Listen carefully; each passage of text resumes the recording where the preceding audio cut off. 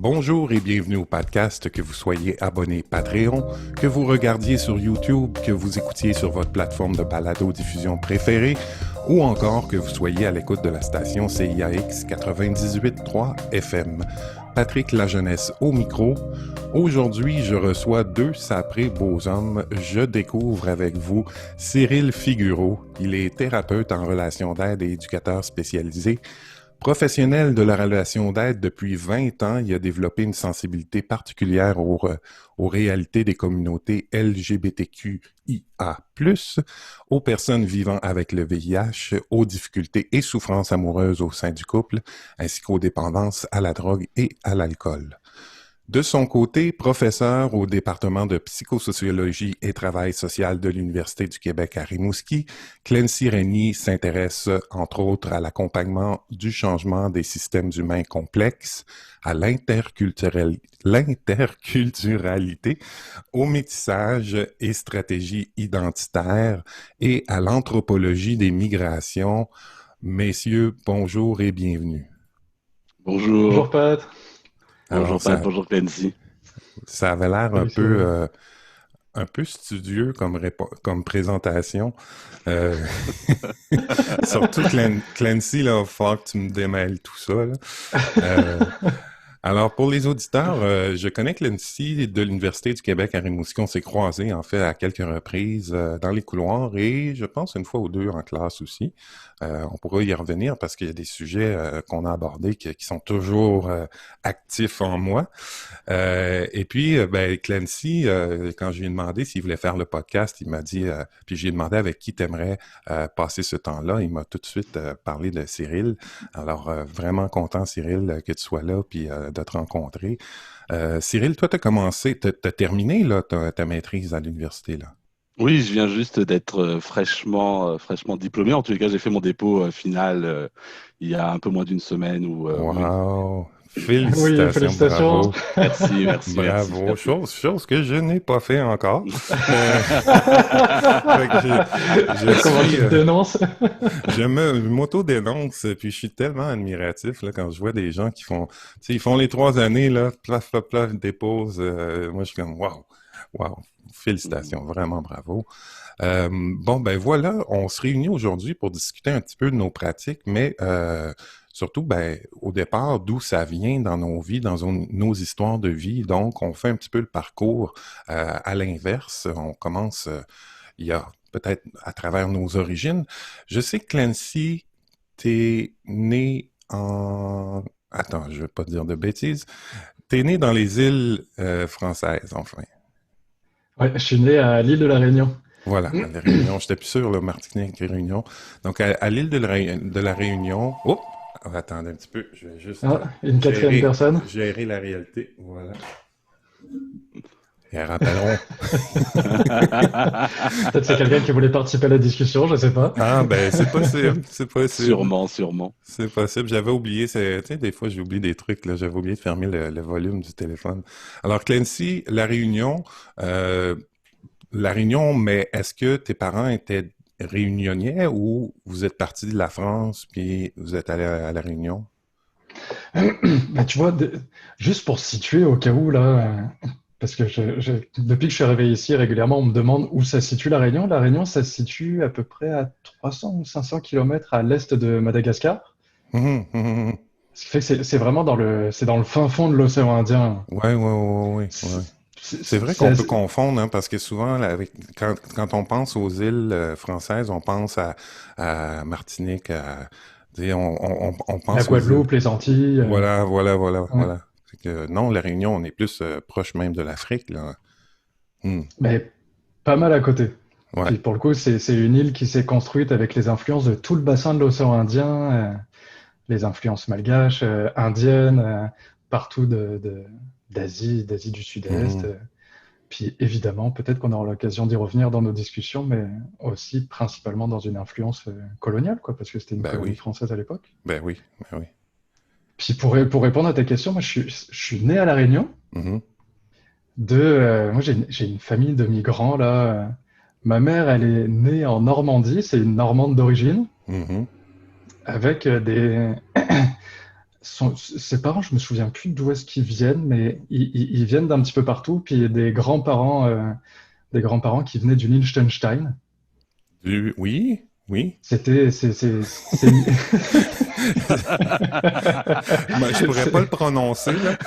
ça demande un petit peu d'entraînement, mais tu vois, c'est un tout petit pays, tu vois, Ouais, qui est gros comme le Luxembourg, ouais. qui est plus à l'est de l'Europe. Puis c'est une famille, c'est notamment une lignée de juifs migrants qui se sont déplacés pour toutes les raisons qu'on connaît au XXe Mm. siècle. Puis mon père, c'est un Mauricien, c'est l'île qui est à côté de l'île de la Réunion, Mauricien d'origine, et ses parents, euh, sa mère venait de France, puis son père, c'était un Écossais. Wow. Tu peux bien t'intéresser à l'identité. Oui, oui, pour moi, c'est une question qui est un petit peu compliquée. Je peux pas dire Ouais. je viens de là, je suis Ah, un ouais, quelque chose de souche. Ça n'a jamais existé dans ma conscience d'être la souche de quelque chose. c'est Gilles Tu Vigneault qui vois- disait qu'une souche, c'est mort, on préfère des racines.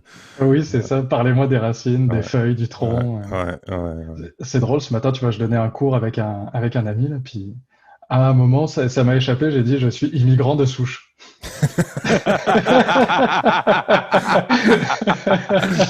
C'est excellent, ça. C'est excellent. J'adore ça. Donc, vraiment, là, des origines très, très diverses. Et puis, donc, une vie à La Réunion où, je me rappelle parce que tu en avais parlé dans les cours un petit peu, où tu as été élevé par ta famille, mais aussi par l'entourage autour, hein? Bah ouais, tu vois, c'est ça, j'ai grandi dans un contexte là où ça existait encore à l'époque, tu vois, je suis quand même issu d'un milieu suffisamment bourgeois pour que j'ai pu avoir une nounou qui s'occupait de moi pendant que mes parents travaillaient. Mhm. Puis je pense moi que ça a été une des plus grandes chances de ma vie, moi, d'être élevé à La Réunion, on appelle ça une nénenne. Mhm. S'occuper de moi au jour le jour quand j'étais petit, là, j'allais pas à la garderie comme ici, moi c'était ma nénenne qui s'occupait de moi, puis c'était Mhm. une nénenne créole. Mhm. Mhm. Ce qui C'est fait que peut-être je ça vivais dans deux mon, mondes en même temps, tu vois. c'est peut-être ça le fait que je t'ai mélangé par rapport au fait que je pensais que tu venais des Antilles parce que je me rappelais de ça, de cette nounou-là qui était créole, tu sais, mais c'est ça, mais pas d'origine haïtienne, là, elle était réunionnaise, là. Oh oui, c'était une femme créole réunionnaise, Ah, ah, ah. dont le métissage créole est peut-être indéfinissable par ses origines, mais plus c'est être réunionnais. C'est un métissage Mm. en soi complètement unique. Et à La Réunion, est-ce que le créole, c'est comme la langue la plus utilisée? Hum, comment je pourrais répondre à cette question-là? J'aime ça quand je me sens imbécile en posant des questions. Je sais Non, Non, pas tu vois, c'est des comment très bonnes prononcer questions. le oui. Liechtenstein. Je me mélange entre la Réunion et les Antilles, puis j'ai aucune idée quelle langue on parle là-bas. Franchement, là. Aïe, aïe, aïe. Tu vois, Leçon d'humilité. peut-être pour situer un peu, quand je me suis mis à m'intéresser à ces questions-là, dans le monde, il y a en tout cas les anthropologues, puis les linguistes, là, ceux que j'ai lus, en tout cas, ils disent qu'il y a à peu près 147 créoles reconnus dans le monde. OK. Puis les Ah créoles ouais, ouais, ouais. ouais, sont des langues qui sont beaucoup développées dans les endroits justement où il y a eu des phénomènes de colonisation, c'est-à-dire qu'il y Hmm. a des Européens, qu'ils soient francophones, anglophones, portugais, espagnols, qui ont pris des personnes, qui les ont réduits en esclavage, puis qui les ont emmenés ailleurs, puis dans des contextes où il y avait beaucoup de monde d'endroits différents, ça a créé des nouvelles langues pour pouvoir communiquer ensemble. Mhm. Puis le créole réunionnais fait partie de ces langues-là qui sont issues Mhm. de contextes d'esclavage, d'une histoire qui est super difficile. Mhm. Puis tu vois, le créole. Voilà, je reprends ça. On a eu une petite coupure d'Internet chez nous. Je salue mon câbleau distributeur. Et puis, dont on taira le nom.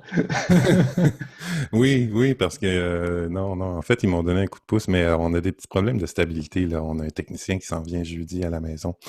Alors, désolé pour cette interruption.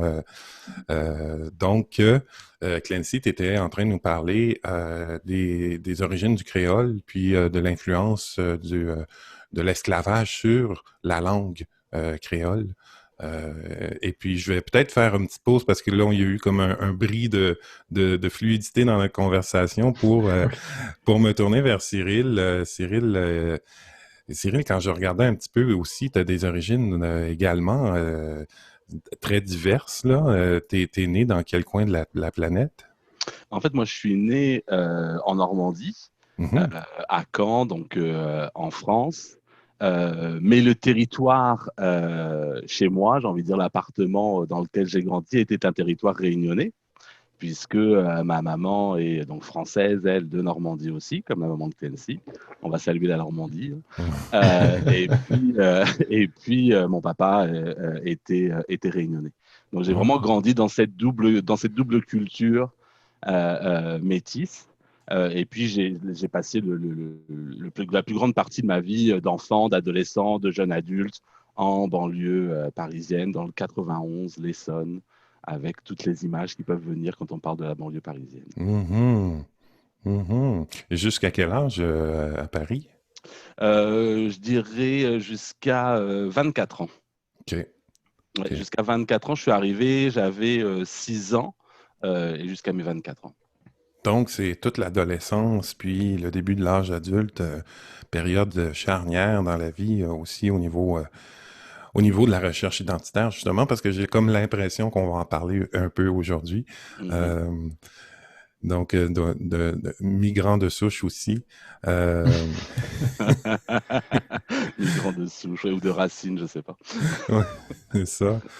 Donc, vous êtes né, ben, je comprends maintenant la filiation, là. Les deux réunionnais qui, unis et plus fort.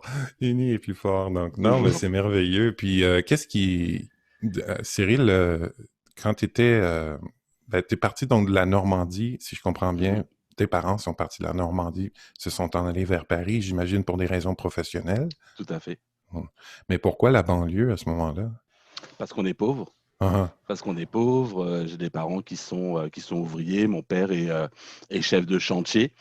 ah. Ma mère est, on dirait, à une garderie familiale. C'est ce qu'on dirait au Québec. Là. On parle Ouais, d'assistance maternelle en France. ouais. Donc j'ai vraiment des parents qui sont pauvres, qui sont issus de la pauvreté. Hmm. Mais pas, mon père a commencé à travailler, il devait avoir 14 ans.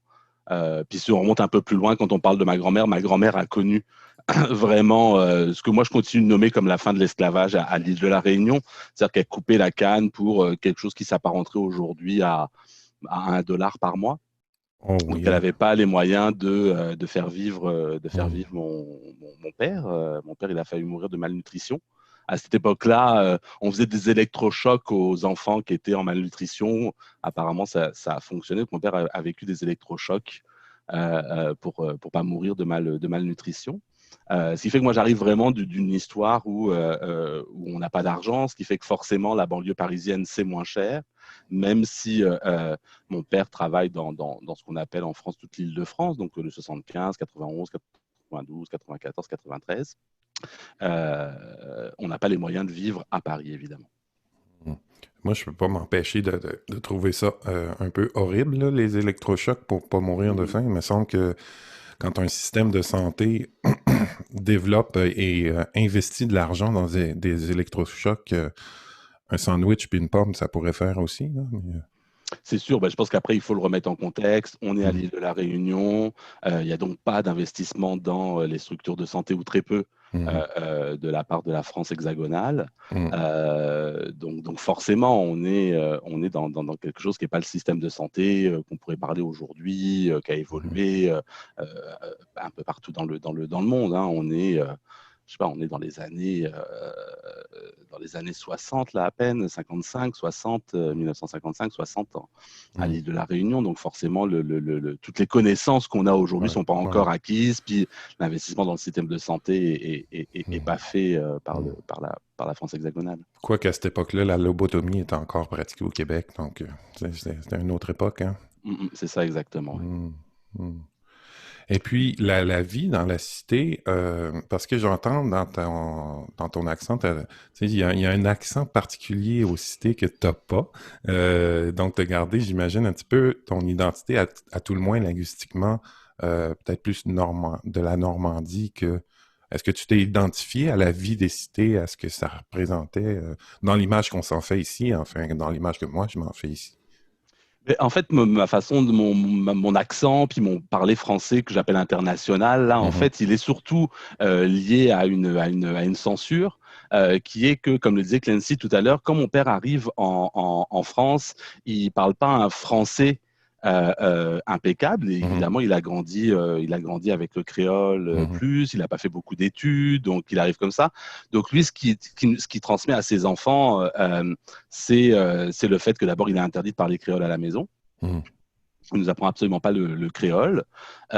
Et puis évidemment, il surinvestit le fait qu'il faut qu'on parle un français vraiment impeccable. Beaucoup. Il pouvait pas nous dire qu'on écrive un français impeccable parce que il avait peu de ressources pour ça, même s'il en avait plein d'autres à côté. Donc cette façon de parler, en fait, elle est surtout issue de ça.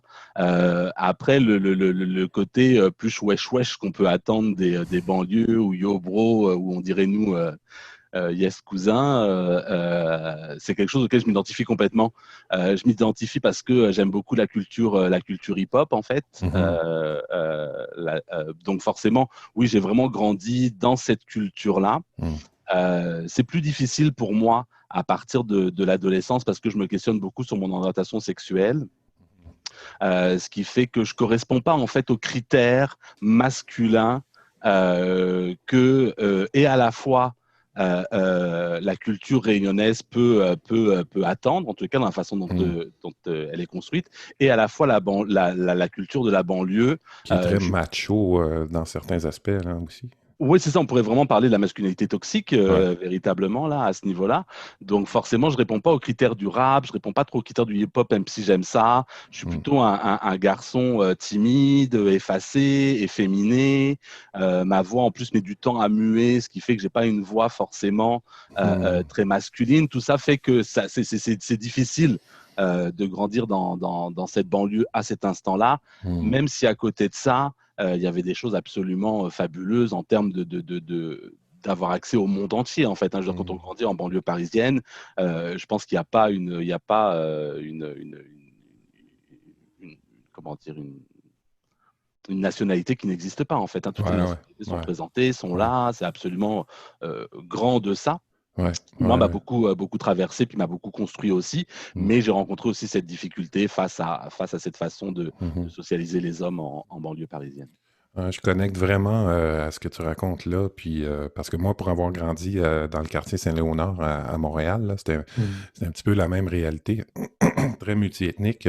Puis moi aussi, à l'adolescence, j'étais filiforme et avec des traits très, très doux, et puis avec une petite voix douce, et puis j'étais souvent, c'est ça, tu sais, c'était très, oui, il y avait beaucoup de masculinité toxique dans le quartier, puis j'en ai également subi les conséquences. Puis ce qui me marque dans ce que tu me racontes, Cyril, c'est à deux niveaux. Au niveau de la langue, de l'interdiction de parler créole à la maison, l'interdiction d'être soi-même dans les cités. Donc, il y a beaucoup d'interdits, il y a beaucoup de tais-toi, je trouve, même de violence, je dirais, dans le droit d'exister, là, dans ce parcours-là, qui est commun à beaucoup de gens, malheureusement. Euh, Puis on pourra y revenir plus tard, qu'est-ce que tu en as fait de ça? Tu sais, Avec plaisir. qu'est-ce que tu en as fait de ça? Parce que de toute évidence, tu me sembles un bel homme épanoui aujourd'hui. Et puis, donc, il a dû y avoir quelque chose là, dans ce parcours-là, de l'identité puis de l'affirmation de soi qui s'est passé. Clancy, Mm. euh, toi, ça s'est passé à La Réunion, mais je pense que toi, le clash, il était peut-être pas au niveau de l'interdit ou de la négation d'exister, mais peut-être plus dans la découverte d'une autre réalité dans le colonialisme quand tu étais à La Réunion. Est-ce que je me trompe? Tu sais, dans le Mm. sens où tu as vécu avec la nounou, puis tu sais, moi je me rappelle t'avoir entendu nous parler tu sais, du fait que tout était à air ouverte, les poules se promenaient un peu partout, le contact avec la nature était très différent, qu'il y avait beaucoup de chaleur humaine que tu retrouvais peut-être pas dans la société française réunioniaise, là. C'est ça, c'était un contexte hyper particulier. Je me rends compte avec du recul que c'est, c'est comme si j'avais eu l'occasion de vivre dans les héritages directs de ce à quoi ça peut encore ressembler une colonie aujourd'hui, là. Mm, Je dis ça à grands traits. Moi, je vis vraiment ça comme une bénédiction d'avoir été élevé en partie par ma nénenne, parce qu'elle m'emmenait chez elle, je jouais avec ses enfants, on courait derrière les poules pour essayer de les ramasser, ce qui était un clash total par rapport au milieu dans lequel je vivais. Tu vois, moi, Hmm. je suis né dans une famille qui avait certains moyens qui faisaient que un enfant comme moi, on me mettait dans les écoles privées de La Réunion. Hmm. Mhm. Dans ces écoles privées, il y avait le phénomène dont parlait Cyril. Le créole était absolument interdit parce que c'était, on n'avait pas le droit de parler cette langue-là parce que c'était considéré comme une sous-langue. Tu sais, il existe encore aujourd'hui. Ça n'a pas été légiféré le fait que le créole est une langue. Hmm. Hmm. Il y a beaucoup de gens qui disent que c'est un simple dialecte, que ce n'est pas enseignable à l'école. C'est en train de largement changer. Là, ce que je te raconte, c'est quand moi j'ai grandi. Ouais, ouais, Aujourd'hui, le créole ouais, est enseigné à l'école beaucoup plus. ouais. Puis peut-être, Mais tu sais, on se faisait punir à l'école, là. voilà. Si on entendait des mots de créole, c'était au coin, puis on devait écrire 100 fois «Je ne parlerai plus créole en Mhm. classe». Puis c'était les parents convoqués. En tout cas, c'était des interdictions totales Mhm. partout, tout le temps.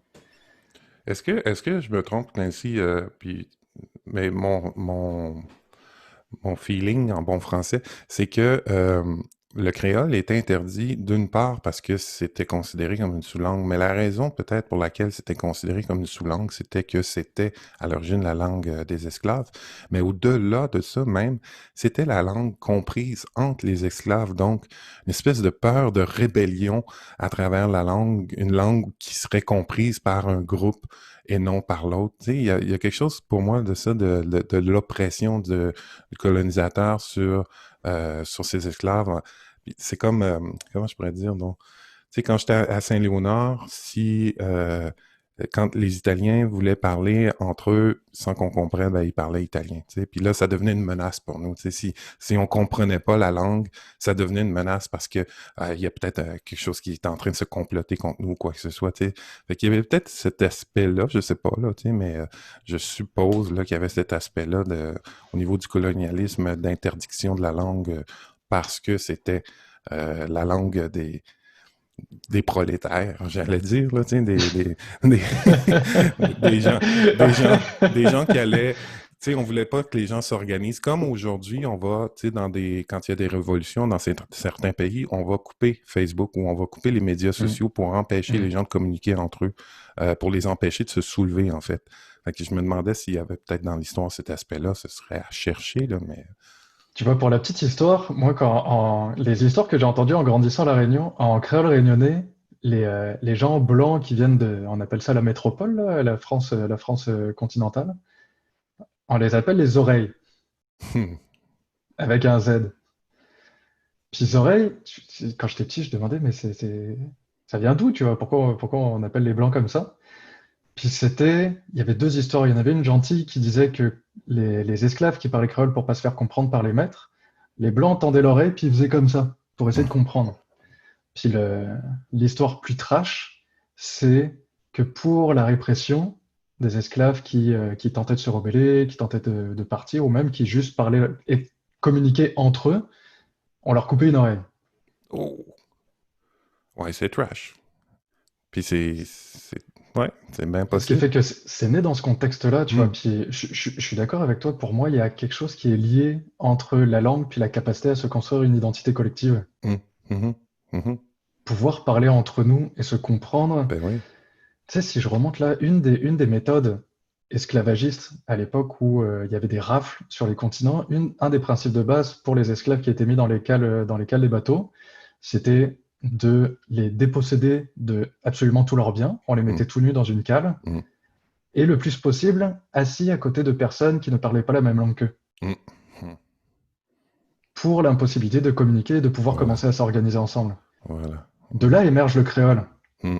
Mhm. Pour moi, le créole, c'est avant tout c'est un signe de résilience Ouais.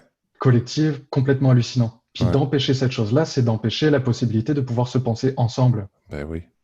Comme l'Inuaimun a été banni tu sais, chez les communautés autochtones dans les pensionnats, tu sais, l'interdiction de parler sa langue. Tu sais, c'était la même chose. Le tuer l'Indien dans l'Indien, c'était exactement le même processus, là. Mm. Mais oui. Puis c'est ça que j'ai aimé moi en arrivant au Québec, c'est que j'ai eu le même feeling quand je suis arrivé ici par rapport aux Québécois. Je suis pas capable de dire moi ici qu'on parle français. Pour moi, on parle québécois ici. Mhm, mhm, mhm, mhm.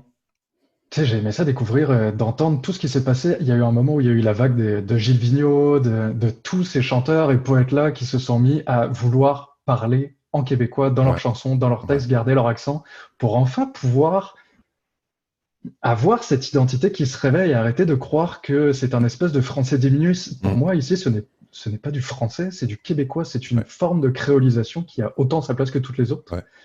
Puis Puis j'avoue que peut-être, moi, ça me choque beaucoup là quand cette chose-là essaie d'être diminuée ou qu'on dit que c'est ce sont ça. des expressions Ouais, ouais, ouais. de campagne ou je sais pas quoi là. Ouais, ouais, ou du vieux français, ce qui est encore, tu sais, c'est ce qui est encore très colonialiste comme approche, parce que moi, quand j'étais en France, c'est ce qu'on me disait, ah, tu parles du vieux français. Ben, non, non, non, je parle québécois. C'est très Ouais, actuel. ouais. Tu sais, puis j'en ai parlé au dernier podcast, justement, avec, quand il y avait Jean Cabouta puis Rodney Saint-Éloi, on discutait justement aussi des langues, tu sais, puis parce qu'on a bien sûr parlé du créole, et puis Jean s'intéresse beaucoup aux langues, tu sais, puis je disais que moi, c'est à partir de la découverte de Michel Tremblay, puis du Mhm. théâtre de Michel Tremblay, que j'ai découvert une espèce de forme d'identité à travers la langue, tu sais, parce qu'après ça, avant ça, j'en étais même pas conscient, tu sais, puis je pense que même quand ça a été écrit dans les années 60, ça a été une révolution, puis il y a beaucoup même de Québécois qui se sont rebutés contre cette langue-là qu'on appelait le joual, Mhm. le joual qui en plus de ça, joual, ça veut dire cheval. Donc tu sais, c'est vraiment une langue d'animal. Donc les gens même qui parlaient cette langue-là refusaient de l'entendre Eh oui. dans le théâtre parce que justement c'était une sous-langue pour eux-mêmes dans leur propre culture, dans notre propre culture québécoise, c'était une sous-langue.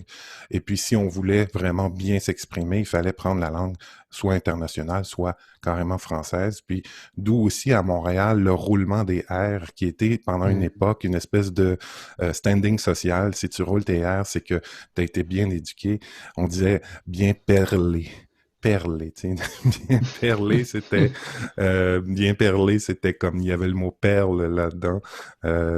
Donc voilà, je pense qu'on l'a vécu au Québec dans une moindre mesure, hein. Il n'y a pas eu d'esclavage au Québec, mais ça a été présent et je pense que c'est pas tout à fait conscientisé, même encore aujourd'hui, tout ce parcours-là, là, identitaire qui est en lien avec la langue, là. C'est Mhm. parce que d'affirmer quelque chose, il faut d'abord l'assumer. Puis ça, je suis pas certain que c'est bien assumé encore ici. Mais enfin, ça, ce sera peut-être une autre discussion à avoir. Euh, mais je trouve ça hyper intéressant. Puis toi, Clancy, à quel moment? Ben, parce que tu as passé une partie de ton adolescence aussi là, à La Réunion. Ah oui, tu vois, moi j'ai fait jusqu'à mes 19 ans à La Réunion, OK. puis ensuite j'ai émigré direct au Québec. OK. Pour Donc, moi, c'était impensable de passer par la case France hexagonale, tu vois. OK. Donc, la révolte, là, parce que, bon, on va parler d'adolescence, là, j'ai deux ados, là, on est en plein dedans, nous, là. La révolte, là, le refus, Bonne chance. Ne nous lance pas, ne nous lance pas. je vous les envoie pour 3 mois, OK? Euh, la révolte, le rejet de quelque chose à l'adolescence, là, ça se passe comment chez vous? Vous pouvez répondre un ou l'autre, là, Cyril ou Clancy. Est-ce qu'il y a ce moment-là où on se met en porte-à-faux, où on refuse de façon vive quelque chose qui est dans notre existence et on dit non, je ne veux pas ça. Ouais, moi, de mon côté, oui, en effet, ça s'est vraiment passé par le rejet de la culture créole, en fait. Hmm. Je voulais absolument pas entendre parler. De toute façon, je n'étais qu'un blanc hétérosexuel cisgenre. C'était ça le modèle. Puis pour moi, c'est ça qu'il fallait que j'atteigne. Il fallait que j'aie de l'argent. Donc, mon adolescence et même le début de ma vie d'adulte, en fait, j'ai fait ce qu'on appelle du passing. En fait, je faisais tout pour passer pour un homme Hmm. hétéro, Hmm. blanc. puisque c'était le seul modèle auquel j'avais accès. Parce que quand on parle aussi, pour revenir sur ce que vous disiez sur la question de la langue, peu importe, la langue, elle vient avec des symboles, elle vient avec des symboliques, elle vient avec une culture. Quand on coupe les gens, comme moi j'ai pu être coupé de la langue créole, on m'enlève toute ma symbolique dans une société en France hexagonale où j'ai aucune représentation. C'est-à-dire être finalement dans cette question du métissage, du métis, que ce soit quand on regarde simplement du côté de mon père, c'est déjà vraiment un métissage hyper complexe dans le bon sens du terme, et puis à la fois après le lieu de ma naissance qui est celui du métis entre ma mère qui est blanche et mon père qui est café au lait, comme il aimait à le dire, ben forcément, ça devient complexifié. Moi, j'ai aucune représentation de ça. Je ne sais pas qu'est-ce que je fais avec ça. Donc, comme je suis mal avec ça, finalement, que je réponds à aucun standard de ce qui est valorisé dans la société, à cette époque-là, forcément, je m'en coupe totalement et complètement et je me rebelle absolument contre tout ce qui peut représenter quelque chose qui est de l'ordre de mon métissage et du créole. Ah ouais. Puis de ton côté, Clancy, est-ce qu'il y a ce clash-là à un moment donné? Oui, c'est drôle, j'ai l'impression presque parfois de partir à l'inverse de Cyril. C'est pour ça que j'étais trop C'est content, ça, Cyril. ouais. Ça m'a surpris même, Cyril, que tu dis... Oui, ben, on y reviendra, là, mais tu sais, je me serais attendu à ce que le rejet soit face à la culture d'accueil ou au déni qui t'est imposé, mais non. Tu sais, dans le fond, tu introjectes ce qu'on t'a, ce qu'on t'a imposé et puis tu rejettes toute Ouais, j'entends bien ça. Ben, Oui, vas-y, je suis Clancy. vraiment dans un processus de survie. Donc, à un moment Ouais, donné, on est dans une ouais, position psychique, ouais, physique, identitaire, en position de survie. ouais, Donc, forcément, il faut que je me raccroche à ce qu'il y a autour de moi. ouais. Ouais, c'est Clancy, ça, t'allais j'allais dire. dire. C'est pour ça que moi, Cyril, depuis que je te connais, tu sais, ça fait partie des personnes de mon entourage avec lesquelles ça me fait le plus de bien de pouvoir penser les questions identitaires, les questions qui sont les plus actuelles là, Hmm. finalement, moi, une des questions que j'ai le plus à cœur, c'est comment on fait pour gagner un petit peu en liberté, puis être de plus en plus soi-même avec les conditions qui, pour moi, me paraissent de plus en plus oppressives sur le plan identitaire, économique, politique. Bref, on pourra y revenir, j'imagine, un petit peu plus tard là, sur ces questions-là.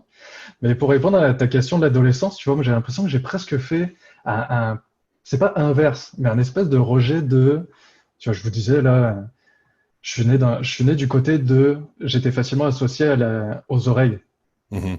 de La Réunion. Puis moi, j'étais très perdu par rapport à cette question-là parce que je suis né sur place, j'aime profondément cette île, je m'y reconnais. Puis en même temps, très vite, je comprends que il y a des gros écarts Mhm. sur la capacité de pouvoir bien vivre Mhm.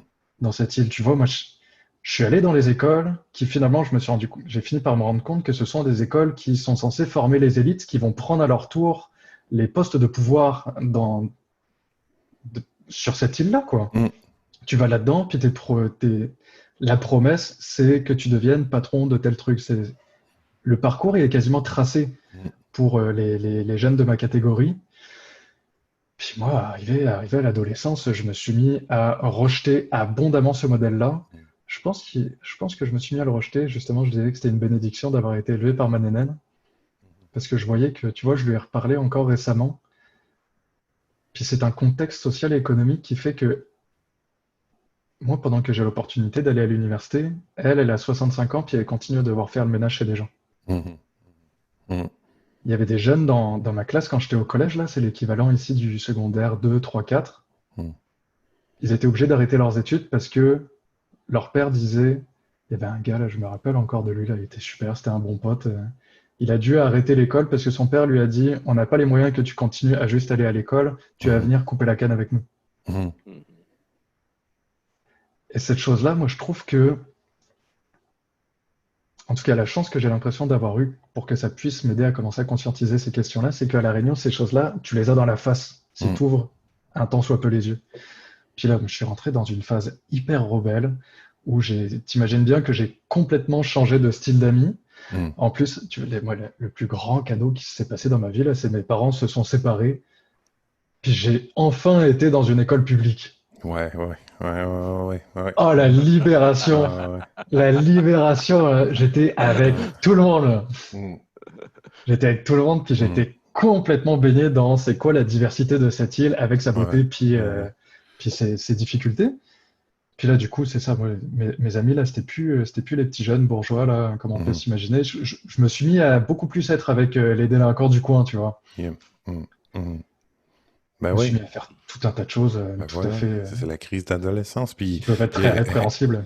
c'est la crise d'adolescence salvatrice parce que, je veux dire, ce rejet-là de la bourgeoisie coloniale, des privilèges, ou à tout le moins de la reconnaissance que les privilèges existent et Mhm. qu'il y a vraiment un écart entre la société créole et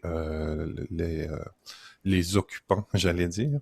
Euh, donc, c'est ça peut-être qui nourrit encore aujourd'hui ta réflexion. Donc, c'est quand même un moment charnière dans ta vie de découverte. Puis les Mhm. amis, tu sais, les amis, même si parfois et souvent à cette période-là, on rencontre des gens avec qui on vit des trucs vraiment intenses et parfois on les reverra plus tard. Moi, j'ai la chance d'avoir encore quelques amis de cette époque-là avec qui je suis encore en lien de façon très, très intime et profonde, qui sont devenus pour moi des frères et des sœurs vraiment qui font partie de ma famille, là.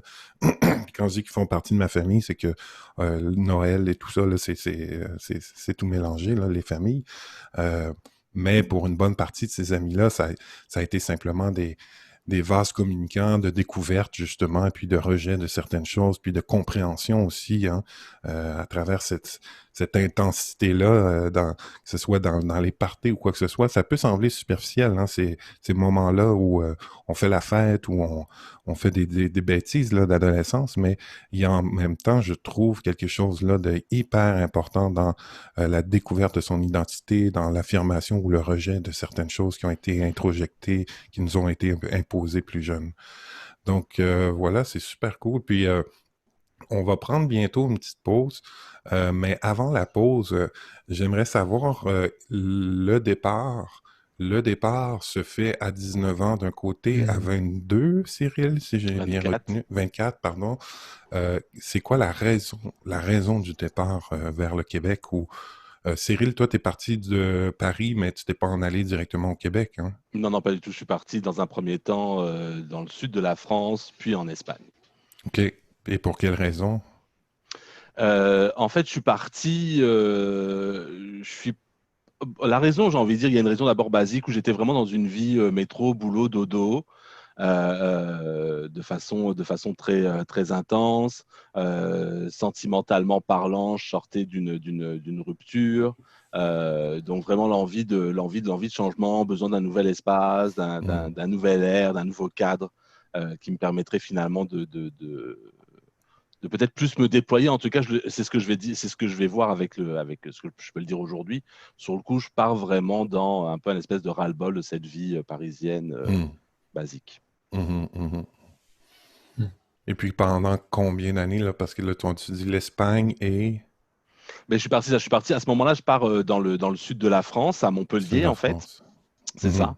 mhm, Donc je fais quelques villes un peu dans le sud de la France, Montpellier, Carcassonne, puis ensuite j'ai l'opportunité de partir en Espagne. Donc je vis en Espagne pendant 3 ans, mhm. 1 an et demi à côté de Barcelone, à Séville. Et puis finalement, je décide d'aller m'installer à l'île Maurice. Donc je vis aussi 3 ans à l'île Maurice, sans d'ailleurs mettre une seule fois les pieds à l'île de la Réunion, alors qu'on est vraiment, vraiment juste à Ben côté. oui. Je vais passer 17 ans sans retourner à l'île de la Réunion. Oh oui, quand même, quand Ouais, ouais, même. vraiment. J'y suis retourné en fait juste avant. Bah, là, en fait, je vais y retourner, pardon. Puis là, juste avant le Covid, je suis reparti 3 semaines à l'île de la Réunion et ça faisait 17 ans que j'y étais pas allé. Hmm, mhm. Wow, on va pouvoir en reparler parce que c'est pas banal, ça, quand même. Et puis Clancy, toi, à 19 ans, puis tu quittes directement pour le Québec. Pourquoi? Comment? Mais comment? Euh, Tu sais, les espèces de concours de circonstances de la vie, là. Mhm, Je suis à La Réunion, je suis encore dans le rejet total de la voie qui est censée être tracée pour moi. je fais une année universitaire qui sert un peu à rien. Là, je m'étais inscrit en fac d'anglais juste pour faire un pied de nez à mon père qui disait, quand je lui demandais qu'est-ce qu'il faut que je fasse dans la vie, il me disait bah, va faire Sciences Po comme tes frères et sœurs. Je disais non, non, non, non, il y a un modèle que je rejetais déjà. Une chance qu'on grandit pour être plus conscient de ces affaires-là au bout d'un moment. Mais j'étais juste dans un espèce de rejet massif. Puis là, un matin, j'ai un ami qui m'appelle puis qui me dit ouais, il y a des Québécois qui passent pour présenter leur programme. J'avoue, je suis désolé, mais son argument, c'était comme ça, on va pouvoir entendre des gens qui parlent comme dans un gars, une fille. Attends, là, explique-moi ça, là. Pas sûr de comprendre. Comme dans un gars, une fille. Version France ou version Québec? Parce que... Version Québec, ouais, Ah ouais. c'était chouette. Nous, on avait les deux avec TV5 Monde, on avait vraiment les deux qui passaient à la réunion. Ouais, ok. Tu sais, puis j'étais super intrigué, tu vois. Je me disais, ah ouais, tiens, je pouvais même pas te situer le Québec sur une carte, hein. Donc, c'était l'appel, tu sais, la rencontre des amis un peu bum. Puis deuxième degré, c'est des Québécois. Là, on est dans le bum, ben comme faut. C'est l'exotisme. Je vais aller à cette rencontre-là, puis avec quelque chose d'hyper désespéré, parce que je sais sérieusement pas quoi faire de ma peau, tu vois. Je suis en rejet, j'ai aucune idée de savoir quoi faire avec mon identité, ma place dans cette société, que je rejette là les dynamiques de pouvoir qu'il y a dedans. J'y vais. Il y a un gars qui a l'air super sympathique, tu vois, c'est le représentant de Lucar. Harry Mouski, il a une grosse barbe, j'ai jamais vu ça de ma vie, là. On dirait le Père Noël, le mec.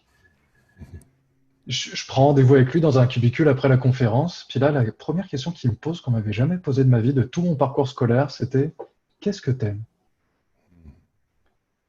J'en revenais pas, je suis resté bête devant parce qu'on m'a tellement jamais posé la question que je savais pas quoi répondre. Je lui ai dit, écoute, moi je pense que le cours que j'ai préféré, c'est quand on m'aidait à comprendre comment ça marche les êtres humains, là. Les cours de sociaux, quelques cours de psycho. Il me dit, écoute, on a psychosociologie à l'UQAR. Je lui ai dit, écoute, tant mieux, j'ai pas lu la description de programme, j'ai signé la préinscription.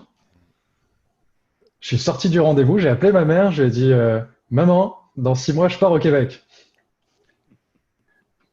Puis je suis parti. Donc, cette rencontre-là, elle s'est faite à La Réunion, là. Ouais. OK. Ouais. Puis est-ce que c'était un Québécois, ce monsieur-là, avec la grande barbe? Ouais. Avec un bel accent, il roulait CR comme c'est pas possible. Il avait un Est-ce beau qu'on a le perlé, droit de tu dire vois. c'est qui? Est-ce que c'était un prof de l'UQAR ou... Voyons, ça fait tellement longtemps. Non, OK. c'était un gars qui bossait dans le service des coms, Ah ouais, puis au recrutement. il connaissait la formation, le programme de l'UQAR quand même. C'est pour te mettre en contexte, là, puis les universités au Québec, puis partout ailleurs, là, ils ont toutes les universités maintenant ont des services de com où ils vont faire du recrutement. Puis les universités au Québec, ils font beaucoup de recrutement dans le monde, dans toute la francophonie. Ouais. Dans les Antilles, dans l'océan Indien, partout en Afrique du Nord, en Afrique subsaharienne aussi, dans les pays francophones, pour pouvoir faire venir du monde, parce que aujourd'hui, les universités s'internationalisent, puis ils ont, comment dire, je vais le dire de manière grossière là, mais aujourd'hui, les pays nord-occidentaux ont besoin des étrangers pour continuer à tourner. Pour tout un tas de raisons, j'imagine qu'on pourra en discuter dans la deuxième partie. Mais c'est ça, ce qui fait que le gars, c'est pas seulement qu'il connaissait, c'est que sa mission, c'est de faire du recrutement un peu partout dans le monde pour pouvoir faire venir un maximum d'étudiants internationaux. Ça fait qu'il a bien fait sa job, c'est cool. Ben oui. Clairement, merci au monsieur avec la grande barbe. Ah oui, merci. Finalement, c'est bien joué, tu vois, j'ai signé un peu comme on signe à la Légion, là, je me suis dit, ok, je quitte tout, de toute façon, j'ai rien à perdre, je me sens trop mal. Puis 13 ans plus tard, tu vois, je suis resté à Rimouski, j'ai eu le bonheur d'être engagé comme prof dans le programme qui m'a accueilli il y a 13 ans. Tout fraîchement, là, ça c'est s'est tout fait récent, cet été. là. Ben oui, c'est tout Oh oui, récent. ça s'est fait cet été. Ouais, félicitations encore. Félicitations, Vinci. Merci. Wow. Bon, ben écoutez, si vous voulez, on va se prendre une petite pause. Au retour, on va discuter, on va reprendre où on était, en fait. Là, on arrive... Ben en fait, on n'a pas encore entendu Cyril, qu'est-ce qui a fait qui a atterri au Québec. Alors, on pourra reprendre là, on se délie les jambes un peu, et puis on revient tout de suite. Alors, nous revoilà avec Clancy Rennie et Cyril Figuereau. On discutait avant la pause un petit peu des raisons pour lesquelles ces deux beaux, magnifiques hommes ont quitté leur patrie pour pour aller à la découverte d'autres choses, parfois en réaction, parfois appelé. Dans le cas de Clancy, ça a été un appel. Le Père Noël lui-même est venu lui proposer de partir à l'étranger, ce qui est quand même pas banal. Alors, Le Père Noël est québécois. le Père Noël est québécois, tout le monde sait ça. Et puis, Cyril, qu'est-ce qui, de ton côté, après un petit peu tes voyages dans l'intérieur de l'Europe, qu'est-ce qui t'a amené à venir au Québec? En fait, déjà, moi, à la base, j'ai une formation d'éducateur spécialisé, ce qui fait que dans mes années de formation d'éducateur spécialisé, on était vraiment biberonné aux auteurs québécois, puisque le travail social, les questions d'éducation spécialisée, le Oui, Québec oui. était très en avance là-dessus. Ce Mhm. qui fait que moi, j'ai vraiment été biberonné aux auteurs québécois. Donc, il y a toujours eu un intérêt comme ça, intellectuel, de cœur pour le Québec. Et puis finalement, ce qui a fait que on a décidé de venir s'installer, c'était que c'était l'endroit qui nous permettait en fait d'avoir un enfant. OK. Moi, je suis en couple avec un autre garçon. Donc évidemment, la question de l'homoparentalité en France est une question extrêmement Mhm. compliquée, tendue, complexe, à laquelle on n'arrive pas à s'adresser avec l'intelligence nécessaire. Et là, on est dans les années... Ben là, on est il y a 10 ans. On est il y a OK. 10 ans. Ça fait 10 ans que je suis au Québec. Ouais. J'ai passé 8 ans à Montréal, puis bientôt ça va faire 2 ans que je suis à Rimouski. Mhm. Donc en fait, c'était vraiment dans l'idée de se dire, ben, finalement, on va aller à un endroit du monde qui nous autorise à avoir un enfant, même si à ce moment-là, on ne savait pas exactement comment on allait procéder, comment ça se passait. Donc il Mhm. y avait cette double intérêt, puis c'est ça qui nous a amené, qui m'a amené au Québec. Mhm. Puis vous avez eu un enfant? On a eu un enfant qui a 5 ans. Ouais, on Wow! a eu un enfant qui a 5 ans, absolument magnifique et le plus grand bonheur de ma vie. Wow! Wow! Wow! Et puis, donc, je comprends cet intérêt parce que moi, j'ai travaillé de 99 à 2000 durant une année en France dans un organisme qui s'appelait l'Arche, Mhm, euh, l'Arche de Jean Vanier, qui avait des résidences mhm, un peu partout dans le monde. Donc, c'est comme ça que j'ai rencontré ma conjointe, en fait. L'année d'avant, elle est française, elle avait fait un stage au Québec à l'Arche, à Belleuil, au sud de Montréal. On mhm. s'est rencontrés là, puis l'année suivante, ben, je suis allé passer un an en France, puis j'ai travaillé pour l'Arche. Et puis, petite anecdote, c'est que on m'a téléphoné, en fait, j'ai téléphoné en France le vendredi pour dire est-ce que vous auriez un emploi à l'Arche en France? Puis on me dit oui, oui, justement, le responsable des ateliers doit prendre ses vacances. Tu peux arriver lundi, est-ce que c'est possible? Donc, je suis arrivé le lundi et puis le lundi matin, j'étais en charge de 30 personnes ayant une déficience intellectuelle, dont plusieurs avec aussi des doubles diagnostics en santé mentale. Et puis, j'étais en charge des ateliers de menuiserie et de aussi tout le secteur agricole de l'atelier, donc les poules et puis les champs. Est-ce que ça faisait partie de tes compétences de base? La Ben moi, j'ai menuiserie grandi et... à Montréal, hein. Dans une famille monoparentale, j'ai été élevé par ma mère, donc grosso modo, je savais changer une ampoule, et puis c'est à peu près tout. Donc j'ai été vraiment parachuté en France dans ce domaine-là. Puis ben, je dois avouer qu'il y a quelques poules qui sont mortes de malnutrition, mais somme toute, ça c'est quand même. Quelle horreur! Mais, on me dit après qu'il fallait les nourrir, mais voilà, ça s'est somme toute bien passé, mais tout ça pour dire que à l'époque, je voyais des pratiques auprès des personnes déficientes intellectuelles qui étaient carrément inadmissibles au Québec. Tu sais, on avait vraiment une approche très, très, très, très différente. Je crois que l'influence à l'époque, pour moi, c'était beaucoup Piaget, là, tu sais, puis Mhm. ces auteurs-là. Euh, donc, je peux deviner là, cet attrait-là pour venir au Québec. Et au Québec, tu as travaillé, Cyril, dans quel domaine à ce moment-là, à Montréal? En fait, à Montréal, j'ai commencé à travailler en prévention VIH et ITSS dans la communauté LGBTQIA+, dans un organisme qui s'appelle Réseau, qui fait de la prévention à ce niveau-là. Donc moi, j'avais la majeure en dépistage et promotion de la santé. Puis, je me rendais compte que tout ce qui était en lien finalement avec le milieu de la consommation, je parle là de consommation de drogue et d'alcool, en fait, j'avais pas vraiment les repères nécessaires pour ça. Le langage est différent, la façon de parler des produits est différente. Donc, en fait, finalement, je suis devenu comme éducateur de rue pendant 1 an pour vraiment être travaillé dans la rue. Euh, donc j'ai fait ça pendant une année et demie, pour mieux comprendre, voir d'où finalement partaient ces réalités-là. C'est ça que j'ai fait en fait. Et quand tu faisais ça, le travail de rue, est-ce que tu étais encore pour réseau aussi? Tu travailles Non, toujours? c'était dans un autre OK. organisme. En fait, c'était pour le regroupement des commerçants du village, la SDC du village. OK. En fait, c'était un projet en partenariat avec la ville de Montréal, qui était un projet, somme toute, assez novateur, en fait, où l'idée, c'était de dire que plutôt que d'être dans la dimension de la répression par rapport aux personnes en situation d'itinérance ou aux personnes utilisatrices de drogue, l'idée, c'est que les commerçants nous appellent, nous, plutôt que d'appeler, en fait, La la police. police, Mhm. exactement, pour qu'on puisse intervenir, puis voir vers quoi on aurait Mhm. pu, Mhm. on aurait pu aller pour intervenir différemment. Ouais. C'est assez récent, hein, ces collaborations-là, quand même. On parle de 2010 environ, 2011, 2012, Exactement. entre les services de police et puis soit les travailleurs sociaux ou travailleurs de rue, là, puis ça fait son chemin. Donc, toi, tu es arrivé, dans le fond, au début de ces initiatives-là, là, à Montréal. Complètement, oui, c'est ça. Nous, on était les seuls civils à avoir le droit d'être sur la table des réunions de policiers Ouais, ouais, ouais.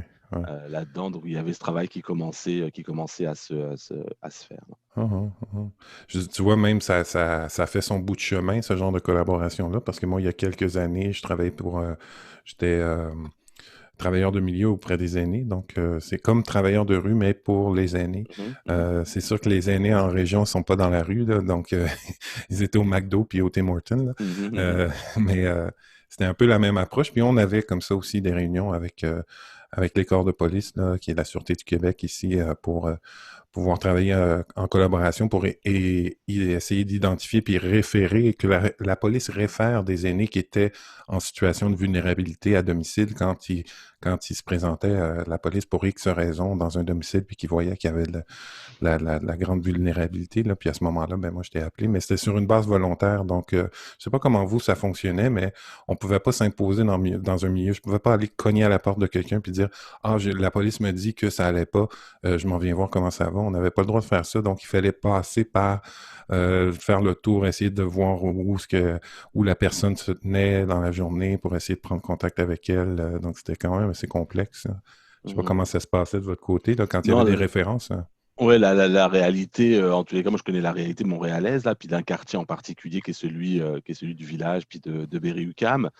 Donc là, en l'occurrence, les personnes sont dans la rue, quoi. Donc je veux Mhm. dire, Ouais, ils sont là. Mhm. c'est ça, qu'il fasse 30 Mhm. degrés ou qu'il en fasse moins 40, elles Mhm. sont dans la rue. Donc l'idée, Mhm. c'est d'aller accompagner ces personnes-là Mhm. pour essayer de voir comment on peut les accompagner. Mais c'était volontaire aussi, évidemment, lors de Mhm. questions de faire autrement, d'ailleurs. Et puis, si je retourne dans ma présentation où je présentais, je pense à Clancy, là, parce que, en fait, j'ai pris une partie de ma présentation sur la page de l'Université du Québec à Rimouski, là, ta page de professeur. Puis, il y avait beaucoup de champs d'intérêt, mais il semblait quand même se recouper, tu sais. Euh, L'accompagnement au changement des systèmes humains, l'interculturalité, le métissage, les stratégies identitaires, l'anthropologie des migrations. Tu sais, on est quand même dans le même thème. Euh, Là, on a compris peut-être un peu mieux à travers la première partie pourquoi tu t'es intéressé à ces thèmes-là, mais comment tu les as investis, comment tu les as approchés quand tu es arrivé à l'UQAR, c'est-à-dire quand tu as commencé, d'abord tu as fait un bac, Mm. bon, Bac en psychosociaux. bac en psychosociaux, tu avais déjà à ce moment-là cet intérêt-là d'aborder ces thèmes-là. Je- Où ils ont pour- émergé, c'est la psychosociaux qui t'a amené à faire émerger ces thèmes. Ouais, c'est ça, parce que pour être bien honnête, là, à 19 ans, j'étais juste en mode survie, là. Hum, Mhm. J'étais là, je suis resté juste parce que ça me semblait d'être plus vivant, puis que j'étais dans des groupes et avec des professeurs avec qui on pouvait discuter de tout un tas de choses, puis aborder Mhm. des questions jusqu'à à quoi ça sert de vivre, tu vois. Ouais. Ce qui- Ouais, ouais. Ce qui est, ce qui est à ce jour ma question de recherche, là, mais on verra. Tu sais, ce qui fait que c'est Mais quand je même assez rassure mes extraordinaire. auditeurs, là, ça va bien, là, je vais bien, là. Mais ça reste quand même une question fondamentale, tu sais. Ça reste quand même, tu sais, pourquoi on est Ben oui. là, à quoi ça sert de vivre, c'est quoi mon rôle dans la vie, c'est quoi mon rapport au monde, c'est quoi mon rapport à moi. C'est quand même des questions de base qu'on se pose souvent à partir de 14, 15, 16 ans. Et puis souvent, ben, dans le flot de ce qu'on nous demande d'être dans la société occidentale, ces questions-là finissent par s'évaporer parce que le travail, parce que les enfants, la maison, tu sais, tout ça, là, finit par, whoop, et puis, ben, on se ramasse avec des gens qui arrivent à la fin quarantaine, début cinquantaine, et ça craque de partout, parce qu'il n'y a jamais eu d'investigation de ces questions-là de façon profonde. Mm. Bah ouais, tu vois, si, pour te dire comment je finis par investir ces choses-là, là, si je retrace le parcours, disons, ça a commencé, tu sais, j'arrive au bac, tu sais, je suis venu là, c'est comme j'ai signé tout seul, je suis arrivé ici, là, je connaissais pas mal personne, je suis arrivé avec mon sac à dos, aucune idée c'est quoi le climat ici, tu sais, je suis arrivé, Hmm, j'avais juste des gougounes. hmm. Puis j'avais deux pulls dans mon sac vite fait, tu sais, j'étais en J'espère que t'es short. arrivé l'été, là. Ah, et je suis arrivé le 26 août à Rimouski, il faisait 13 degrés, il y avait de la brume. Je te jure que la déprime a commencé à s'installer jour 1, tu vois. D'où la question pourquoi vivre? Et la réponse, ben achète-toi des chaussures, ça va aller mieux. Tu sais, faut commencer par la base des fois, Ouais, là. Organise-toi pour avoir chaud. ouais. Hmm, Puis, tu vois, c'était petit à petit, je continue à me poser ces questions-là parce que je débarque, tu sais, puis j'essaie de me faire des amis, tu sais. Je pense que le premier réflexe humain, là, c'est hmm, hmm, d'avoir des relations, quoi. hmm. Puis là, j'étais avec des gens, les gens faisaient des blagues, je comprenais rien. Les gens avaient un humour, là, je comprenais pas. Puis quand moi, je m'essayais, personne riait. En tout cas, ou alors de manière très, on va te filer un coup de main, tu vois, on va essayer de pas trop te faire sentir à l'écart. Puis je pense que, tu vois, après tu sais, je fais mon bac, puis c'est super chouette ce bac parce que à l'époque, ça s'appelait communication relations humaines, ce qui fait que petit à petit, ça me prenait à développer des aptitudes en communication qui allaient me mener vers des métiers d'accompagnement basés sur la communication en équipe, sur tout l'aspect psychosocial des relations humaines. Hmm, hmm. Mais il y a des questions qui continuent à me turlupiner, tu vois. Je suis arrivé à la maîtrise avec la question de, ça fait 3 ans, un peu plus de 3 ans que je suis au Québec et je me sens toujours à l'écart de ce qui se passe ici. Mhm, mhm, Il y a quelque chose dans moi qui continue profondément à se sentir bloqué à la douane. mhm, mhm, Puis j'ai commencé à me poser plus sérieusement la question. Puis j'ai fait une maîtrise le thème central de ma maîtrise, c'est sur la solidarité. Comment je fais pour transformer mon rapport à moi-même et aux autres dans le sens de plus de solidarité? Parce que finalement, ma question de fond, ma question plus existentielle, c'est comment je fais pour arrêter de me sentir étranger partout où je vais. mhm, mhm. Tu vois comment ça commence à s'imbriquer, les Ouais, questions ouais, identitaires, puis les questions relationnelles. ouais, Je ouais. me pense comment? Où est-ce que j'enracine mon identité? Ou est-ce que c'est même une question de s'enraciner? Comment je me construis? Puis comment je fais pour développer des relations qui sont humainement viables Mhm, sur le plan de la solidarité? Ce qui fait que, tu vois, au fur et à mesure de ce parcours, j'ai fini par me faire des espèces de conclusions provisoires, là, mhm, mhm, du genre, euh, moi, je pense que pour arriver quelque part, puis commencer à faire partie, j'ai besoin, tout en gardant mon intégrité, d'embrasser les questions cruciales qu'il y a à l'endroit où je suis. mhm. Puis tu vois, j'ai bossé pendant un certain temps dans l'accompagnement des services de garde éducatifs de l'Est du Québec. Oui, ben oui, j'ai vu ça. Je le savais pas. C'est en fouillant hier dans, dans tes trucs que j'ai vu ça, puis ça m'a surpris. Ouais, Bah oui, tu sais, c'est super chouette là, ça m'a fait voyager à travers ouais, tout l'Est du Québec. Tu sais, j'allais ouais. avec mes affaires parce qu'il y avait un cadre éducatif du gouvernement qui voulait implanter pour les services de garde éducative, ce qui fait que ça m'a fait voyager à travers tout le Bas-Saint-Laurent, la Mhm, Gaspésie, puis mhm. là, ça m'a fait vachement découvrir le coin. Puis plus tard, euh, il y a un projet qui a commencé à se monter à Lucar, qui était, comment dire, comment je te fais un résumé assez rapide.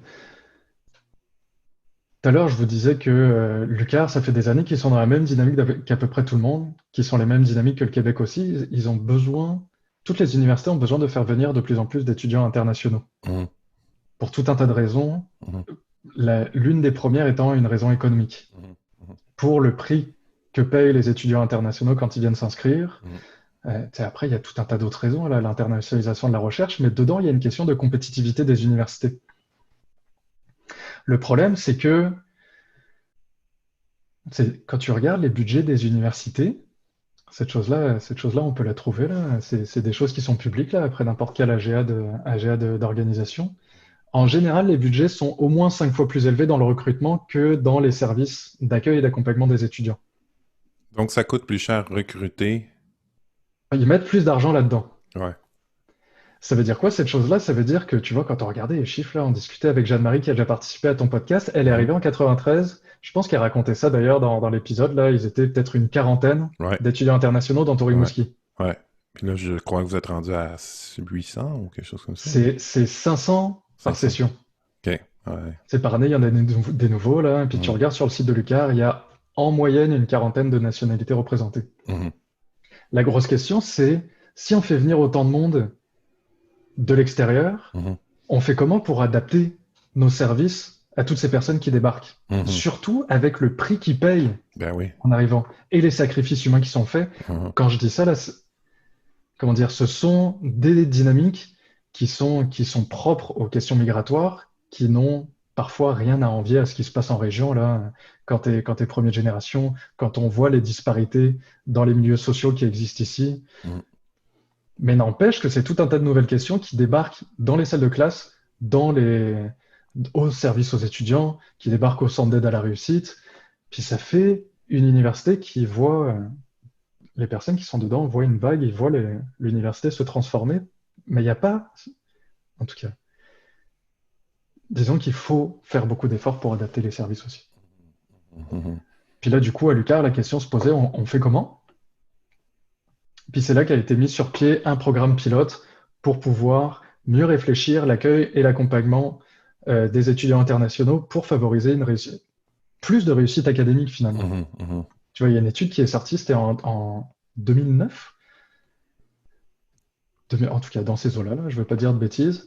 Et regardez, là, ils compilaient, puis statistiquement, dans le réseau des universités francophones, dans certains baccalauréats dont je tairai le nom, là, vous pourrez chercher cette étude-là, il y avait seulement 53% de taux de réussite des étudiants Ah internationaux au ouais. premier cycle, C'est vraiment pas beaucoup, là. contre 77% pour des personnes qui avaient déjà grandi sur Mhm. place. Mhm. Mhm. Là-dedans, tu mets tout confondu, là, c'est pas une question d'être québécois, de feuilles, de troncs, de souches. Pour moi, il y a une question avant tout d'être un local, c'est-à-dire que Mhm. je suis hyper fonctionnel dans le milieu dans lequel je Ben suis. oui, ben oui. Chose que quand tu es immigrant, là, quand tu viens de débarquer, ben, Mhm. c'est c'est pas possible de Mhm. savoir tout de suite fonctionner avec un nouveau milieu. C'est un Ben peu oui. comme, tu sais, quand tu transplantes un arbre, ben, il lui faut un sacré temps Ben oui, d'adaptation, tu ben oui, vois. ben oui. Ce Moi, je qui trouve fait que ça la question, merveilleux qu'il y ait cette réflexion-là à l'UQAM, puis je me demandais, ben oui, c'est évidemment, tu sais, quand on arrive de l'extérieur, ici, comme tu dis, les locaux, ils ont déjà le réseau, tu sais, la famille, hum, l'accès à l'emploi, hum, les connaissances pour l'accès à l'emploi, le hum, privilège d'être de la région, un petit gars du coin, pour cet hum, accès à l'emploi-là, l'accès au logement. Donc, tous ces facteurs-là sont hyper importants, puis hum. bien entendu, des obstacles là, quand on arrive de l'extérieur, là. Ouais. Puis est-ce qu'il y a encore dans ce groupe de réflexion-là, un souci aussi oui, de réussite scolaire et puis d'adapter les services, mais est-ce qu'on le fait aussi dans une optique de rétention, c'est-à-dire de volonté que ces gens-là puissent évoluer professionnellement euh, ici au Québec par la suite, ou c'est deux choses différentes? Tu vois, cette chose-là, je pense qu'on peut pas la réfléchir sans savoir que le Québec, depuis le début des années 90, a officialisé des politiques de régionalisation de Hmm, l'immigration.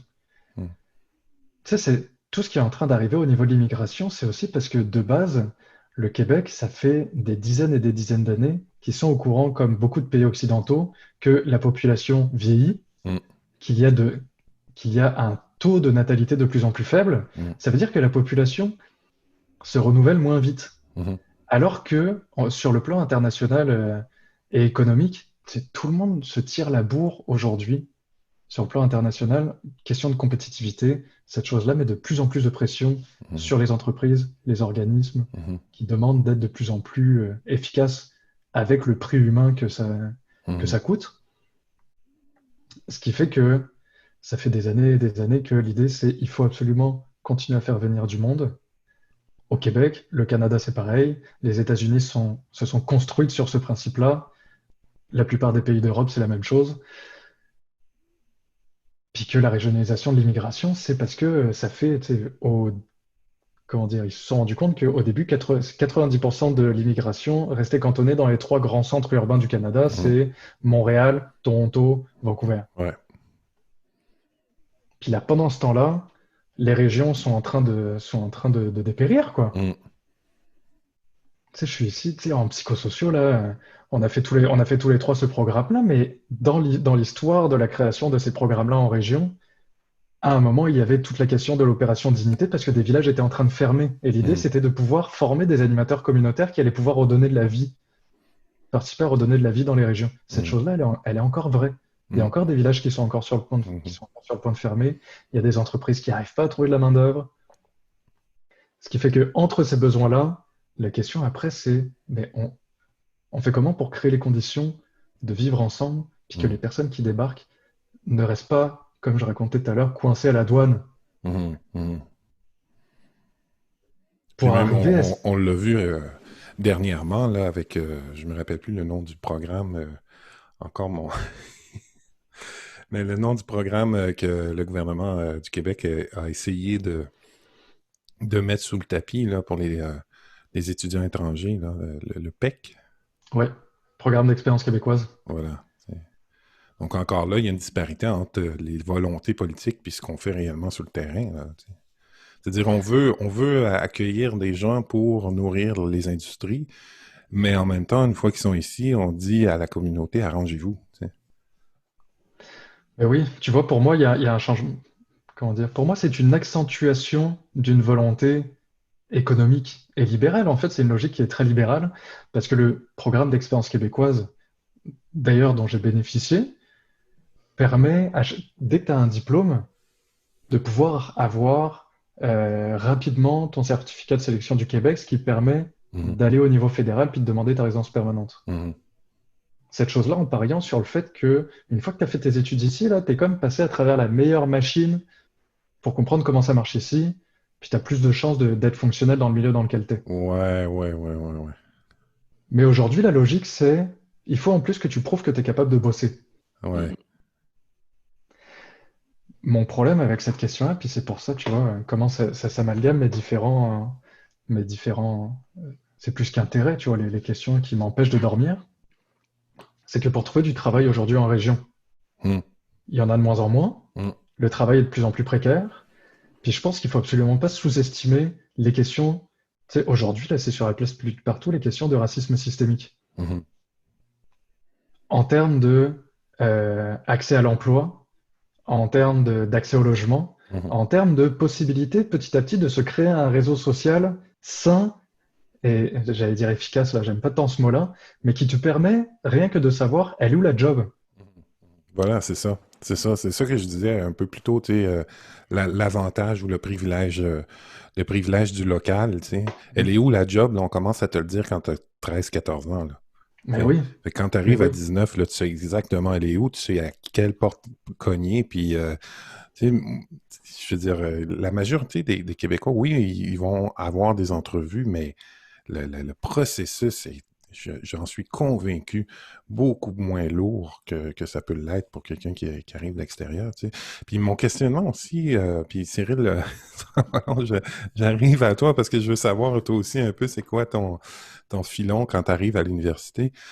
Mais ma préoccupation aussi, c'est de savoir que dans cet esprit libéral-là, de vouloir fournir de la main-d'œuvre au marché, il y a une espèce de... Tu sais, si je viens faire, là, si j'arrive ben, comme toi, Clancy, là, si j'arrive de la Réunion puis je viens étudier en psychosociaux ici, là, tu sais, Mm. puis que la région de Rimouski me dit, ben, ce dont on a besoin, nous, c'est des gens dans les usines puis des emballeurs chez IGA, là. Il y a, il y a un clash, là. Tu sais, fait que est-ce qu'on est en train de former des universitaires pour les faire retourner dans les grands centres par la suite, ou si on est capable de développer des, euh, des choses en région qui puissent répondre à la formation qu'on a donnée à ces étudiants-là qui arrivent de l'extérieur, là. Donc, il s'agit de créer des nouveaux emplois qui n'existent pas. Mais oui, tu vois, moi actuellement, avec la situation, avec les études que j'ai faites, vu comment le PEQ s'est transformé, j'aurais pas pu rester. Hmm, Parce que ça aurait été difficile de justifier les boulots que je me serais trouvé, c'est ça. les différents jobs que j'ai faits en diplômant. Ça aurait été très difficile de justifier que c'est en lien direct avec mon emploi, avec ma formation. Mhm, mhm, ben oui. Ce qui fait que quoi qu'il se passe, à la fin des 2 ans obligatoires de travail à temps complet, Mhm. ça aurait été beaucoup trop difficile pour moi de justifier cette chose-là, j'aurais dû partir. Ce qui fait que au mieux, ce que j'aurais pu faire, c'est aller dans un grand centre où il existe une plus grande C'est ça. multiplicité de styles de job, finalement. Ouais, c'est ça. Puis finalement, tu vois, si je réfléchis comme ça, le projet de régionalisation pour garder les régions vivantes, c'est un échec. Mhm, mhm. Oui, parce que en aval, il y a pas de, le milieu n'est pas capable de recevoir ces étudiants-là après leur formation dans des domaines pour lesquels ils ont été formés. Tu sais. Ben oui, tu sais, puis aujourd'hui encore, c'est la galère pour les employeurs d'ici. Tu sais, il y a pas longtemps, cette année dernière, on avait fait un forum avec des employeurs, avec Accueil et Intégration Basse-Laurent. C'est un organisme qui fait ce que son nom dit. Puis il y en a plusieurs qui disaient, mais il y a des programmes qui existent pour faciliter l'employabilité. Il dit, mais en même temps, c'est tellement flou Hum, hum. ce qu'il faut faire pour pouvoir faire en sorte que les personnes qu'on forme, parce qu'à chaque fois que tu débarques dans une entreprise, il faut un temps de formation. Puis cette chose-là, c'est un investissement de l'entreprise. Hum. Et on fait comment? Parce qu'on ne sait jamais s'ils vont pouvoir rester. Ouais. Ben oui, en plus, ben oui, il y a l'épée de Damoclès, là, autant pour la personne que pour l'employeur, ben oui. Ça fait que oui, il y a des voies qui existent, mais elles sont super compliquées. Ouais, Puis du coup, encore une fois, qu'est-ce qu'on fait pour favoriser la possibilité ouais, d'être ensemble dans un climat sécuritaire ouais. où, pour moi, c'est jamais tant une question de valeurs qui diffèrent. Hum, hum. Tu sais, on dit là, on met souvent le mot interculturel sur oui, c'est parce qu'on vient de l'étranger, on n'a pas les mêmes valeurs. Mais c'est parce que pour moi, c'est fait sur un fond d'hyper-insécurité économique. Hum. Il n'y a personne qui sait s'il va pouvoir continuer à Ouais, bosser demain tranquille. ouais. Hum. Tout à Puis on fait. en parle dans le cadre là de l'immigration, mais on pourrait penser aux Québécois racisés qui vivent absolument Mm, la même chose. Donc cette question, elle est complexe. On la regarde mm, là avec Lang, qui était les centres d'intérêt de Clancy, mais mm, oui, tu sais, cette question-là, elle s'adresse aussi aux Québécois racisés. Hum, Hein, mm, la discrimination à l'accès à la santé, à hum. l'emploi, au logement, aux études, elle est quasiment la même que quelqu'un qui arrive au Québec sans être québécois. Donc cette question-là, elle est Ouais, vraiment extrêmement ouais. complexe. Hein. C'est là où toute la dimension du privilège blanc Ben oui. prend sa place aussi. Hein. Ben C'est quand oui, on parce que là, on parle. n'a plus on n'a plus le mm. prétexte de la non-connaissance du milieu ou de la nouveauté. Ou... Maintenant, on parle parfois des gens de troisième génération là, qui continuent à vivre la même discrimination. Mm, Euh, bon, ben là, je comprends, Clancy, je commence à comprendre là, un peu ton intérêt, puis cet appel-là pour la solidarité, c'est le mot que je mm. retiens. Cyril, toi, ta voie d'entrée à l'université, j'allais dire en bon français, ta drive, ce qui te motive ou ton moteur quand tu arrives à l'université. Tu sais, parce que moi je l'ai fait le processus, tu sais, quand on fait sa demande, on nous demande d'écrire brièvement, ce serait quoi notre projet de recherche, c'est quoi les questions qui nous habitent. Alors, toi, tu arrives à l'université avec quelles questions, avec quelles préoccupations? Moi, j'arrive à l'université persuadé que je vais faire une recherche sur les hommes ayant été agressés sexuellement, Mhm. puisque moi-même, j'ai été agressé sexuellement dans mon enfance. Mhm. Donc, j'arrive vraiment avec cette question, cette question, cette blessure, surtout, que je porte, que j'ai beaucoup regardé d'un point de vue individuel, dans le passage à la fin de Montréal. En fait, j'ai fait une formation pour devenir thérapeute en relation d'aide. Mhm. Donc là, j'ai beaucoup travaillé ces questions des blessures, mais d'un point de vue individuel, avec le sentiment qu'il manquait une dimension qui raccordait en fait toutes les questions sociales que je portais et cette question individuelle. Donc j'arrive avec ça, persuadé que je vais faire une recherche sur les hommes ayant été agressés sexuellement. Et puis finalement, le processus de la maîtrise m'amène en fait à penser la question plus largement, c'est-à-dire finalement la question des agressions sexuelles dans mon histoire est la partie visible de l'iceberg. Mhm. Et puis en dessous, il y a des questions beaucoup plus prégnantes, imprégnées, et à laquelle j'ai peut-être un petit peu plus de mal à m'adresser aussi, qui sont les questions queer. Puisque je me définis comme ça, comme quelqu'un de queer. Et puis les questions dont on a parlé tout à l'heure dans notre première partie du métis que je suis, en fait, finalement. Donc finalement, le processus de la maîtrise, des cours, mais aussi les rencontres que je fais dans l'équipe, avec mes collègues, avec mes alliés, amène finalement cette question à se développer, et puis m'amène justement sur la question, finalement, c'est quoi d'être queer, c'est quoi d'être métis, pour finalement arriver à se construire, puis à avancer, en fait, puis aussi beaucoup à rentrer en relation avec les autres depuis ce que je suis le plus authentiquement possible. Hmm. Donc, l'investigation, c'est drôle, hein, cette question de départ qui se transforme. Je pense que c'est, je pense que c'est tous les étudiants qui la vivent. Mais elle est importante quand même parce que c'est la porte d'entrée. Tu sais, il faut bien commencer quelque part. Donc, toi aussi, au niveau identitaire, il y a vraiment là un questionnement qui se passe au niveau de l'identité sexuelle, mais l'identité aussi, j'imagine, plus largement. Et puis, finalement, ben, en cours de route, qu'est-ce que tu découvres dans cette recherche-là? Finalement, ce que je découvre, c'est que c'est tout sauf une identité, justement. Hmm. C'est tout sauf une identité. On est face à quelque chose qui se veut extrêmement fluide, altérer des rencontres de l'autre. Et de l'autre à l'extérieur de soi, mais aussi de l'autre à l'intérieur de soi. C'est dans ces Hmm. parties aussi qu'on découvre, qui se métissent elles-mêmes finalement. Et en tout cas, moi, je peux en parler que d'un point de vue de mon histoire et de mon parcours, et finalement se rendre compte que le point d'appui intérieur du queer et du métis sont exactement le même. Hmm. C'est-à-dire finalement comment on peut entrer en relation, comment on peut se construire dans ce monde alors que finalement l'ensemble de la société me renvoie que ma vie est une sous-vie, en fait, c'est une vie de marde, là, Hmm. comme on dirait en Hmm. bon québécois. Finalement, à la fois l'orientation sexuelle dans laquelle je suis, à la fois la question du métis, tout ça finalement ça serait plus des sous-identités qu'une identité réelle. Je Ouais, pense que ouais. c'est pour ça que tout à l'heure, quand je te disais, j'étais pendant longtemps dans ce processus de survie, puis pendant longtemps, j'ai fait du passing pour essayer de pas crever de ça, en fait. Parce que finalement, quand on fait un résumé, j'ai un début de vie où finalement, assez rapidement, je me fais pendant des années agresser sexuellement. Quand ça se calme, là, j'arrive dans une vie plus d'adolescent où finalement, la question de l'orientation sexuelle, du queer, y compris de mon identité de genre aussi. C'est pour ça que je me définis comme queer, parce que finalement, il y a aussi toute cette dimension où je ne fais pas des expériences, ou mes expériences en tous les cas, de relation à l'autre et mes expériences au monde se font pas dans la binarité homme-femme, Mhm. Moi, je peux vivre des expériences quand bien même mon expression de genre est masculine. Je peux quand même faire des expériences où parfois j'ai plus le sentiment d'être dans quelque chose d'extrêmement féminin, parfois Mhm. de beaucoup plus masculin et souvent au-delà de ça, en fait, dans quelque chose qui se complexifie comme ça. Mhm.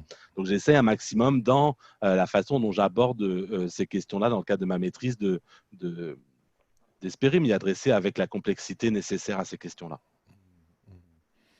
Puis là, tu viens de déposer, donc c'est quand même assez frais. Est-ce que tu as, est-ce que tu te projettes dans la transformation de tes pratiques ou le désir ici au Québec de t'investir dans une pratique? On parlait de relation tout à l'heure entre être de l'étranger, se former au Québec, puis ensuite travailler au Québec. Est-ce que tu as une perspective à ce niveau-là d'intégrer ce que tu as pu découvrir à travers ta maîtrise dans une pratique ici Mhm.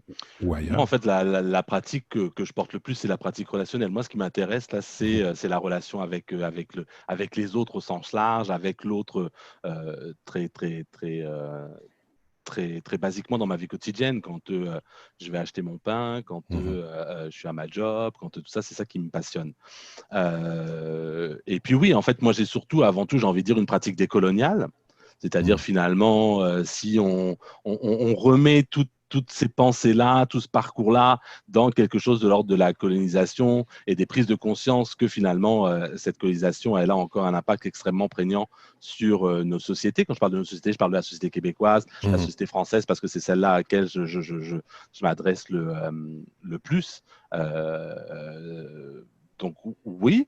Euh, pour remettre en contexte, pour remettre un tout petit peu en contexte, pour pouvoir répondre véritablement à ta question, je pense qu'il a fallu que je sorte et que je parte de la France hexagonale pour pouvoir véritablement m'adresser aux questions qui étaient les miennes.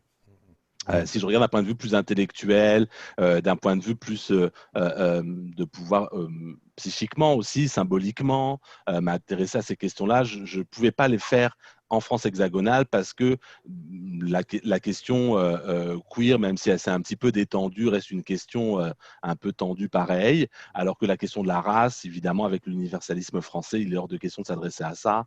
Il n'y a pas de race qui existe au sens sociologique du terme, évidemment parce qu'au sens biologique, évidemment, qu'il n'en existe pas.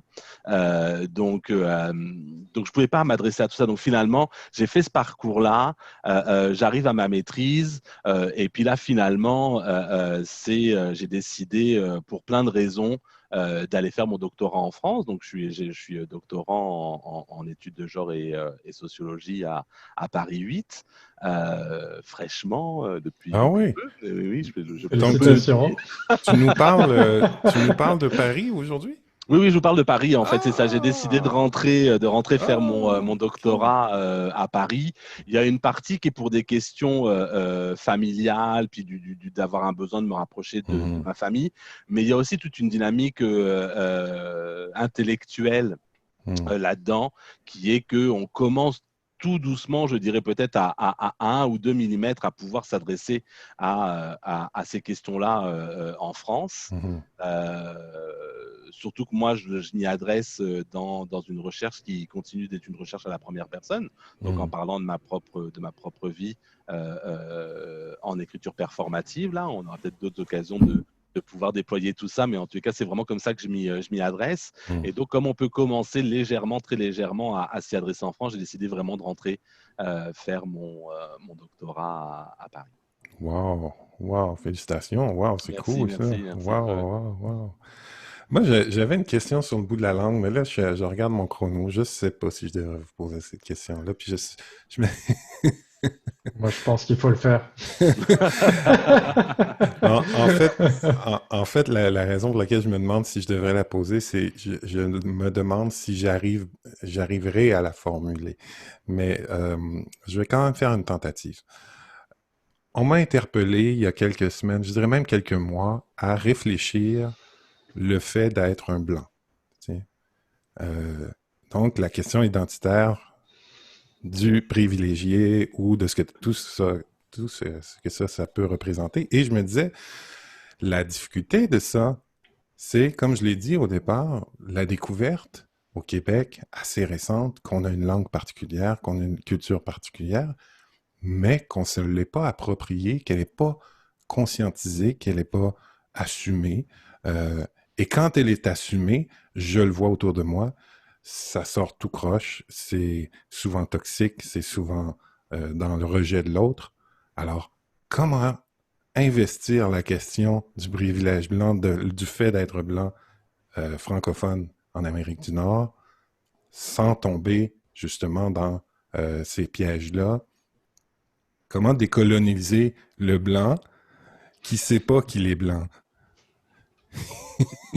Moi, pour moi, déjà, c'est une grande découverte. C'est comme un coming out que tu me fais pour moi, Patrick, dans le sens où je ne savais pas que les blancs ne savaient pas qu'ils étaient blancs. Non, Oh, ils le oh. savent pas. Je ne savais pas que ça existait, donc, Non, non, non. En ça, fait, moi, je trouve que ça existe, qu'il y a beaucoup de Blancs, enfin, de Québécois, parce que je vais parler depuis ma culture, mais qui ne savent pas qu'ils sont Blancs. Moi, je me suis longtemps considéré simplement une personne du monde, parce que j'ai voyagé, parce que j'ai un grand intérêt pour les cultures africaines, j'ai vécu en France, en Suède. Donc, quand je revenais au Québec, moi, mon rejet était par rapport à ma propre culture, en me disant, non, je ne m'identifie pas à cette culture-là. Donc, si je m'identifie pas à cette culture-là, et si je ne suis pas africain, ni français, ni suédois, qui est-ce que je suis, tu sais? Et puis, voilà. Moi, d'abord, j'ai envie de te dire que je peux avoir vraiment, mais vraiment très sincèrement, beaucoup de cœur pour toi face à cette question-là. Je pense que je veux reconnaître le courage d'oser poser ta question, la transparence avec laquelle tu le fais, l'authenticité avec laquelle tu le fais. Vraiment, très sincèrement, c'est quelque chose qui me touche vraiment profondément. Merci pour ça. Tu sais, moi, quand je t'entends, en fait, ce qui résonne pour moi, c'est que ne pas avoir finalement à se soucier ou à avoir à conscientiser d'être blanc, c'est toute la question du privilège. Ben oui, ben oui. Moi, j'ai envie de dire que dans mon histoire, même si je m'en échappe, j'ai pas l'autre choix. Je veux dire, même si je veux faire croire que je suis blanc, à un moment donné, quand je me fais contrôler par la police, quand j'ai plus de mal à avoir accès aux soins, au logement et à l'emploi, eh ben, à un moment donné, ça prend une réalité concrète dans dans ma vie de tous les jours, là, véritablement. Donc, c'est sûr que la question que tu poses, c'est la question du privilège blanc totalement et complètement. C'est-à-dire, je n'ai pas à me la poser parce que j'ai rien dans mon parcours, dans ma vie, qui m'amène à me poser cette question-là.